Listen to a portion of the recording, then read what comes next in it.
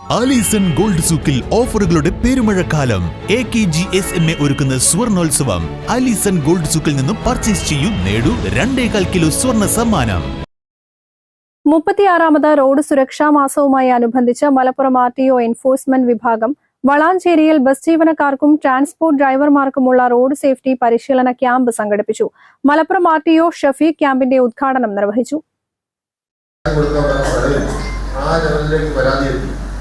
അപ്പോൾ നേതാവിന് വേണ്ടത് ഞാൻ ഡ്രൈവറെ ഒന്നും ചെയ്യാൻ പാടില്ല.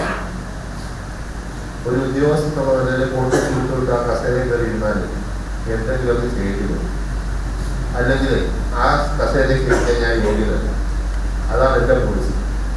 നമ്മൾ ഒരു പ്രശ്നം ഉണ്ടായി കഴിഞ്ഞാൽ അതിനെ തണുപ്പിക്കാനാണ് നോക്കുന്നത്, അല്ലാതെ അതിൽ ചാടി കയറി അവരെ ചീത്ത വിളിക്കാൻ പോകുന്ന ഈ സമ്പ്രദായം അല്ലെങ്കിൽ ഈ സ്വഭാവം നിങ്ങൾ മാറ്റിയില്ല എന്നുണ്ടെങ്കിൽ എനിക്ക് എന്തെങ്കിലും നിങ്ങളെ ചെയ്തു.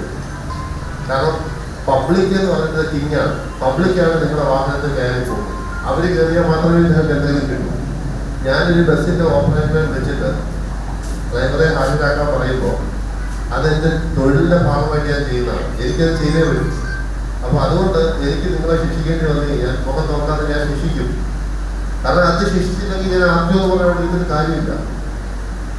എനിക്കിപ്പോൾ നിങ്ങളെ കാണുമ്പോൾ ഞാൻ പേഴ്സണലായിട്ട് ചിലപ്പോൾ വളരെയധികം ബുദ്ധിമുട്ടുള്ള ഒരാളായിരിക്കും ചിലപ്പോൾ ഈ പറയുന്ന ഡ്രൈവർ എന്ന് പറയുന്നത്. അയാളുടെ ഒരു ചെറിയ സമയത്തെ ഒരു കൈവിട്ടുപോയൊരു മാനസികാവസ്ഥയിലായിരിക്കും ചിലപ്പോൾ അത് സംഭവിച്ചിട്ടുണ്ടാവുക.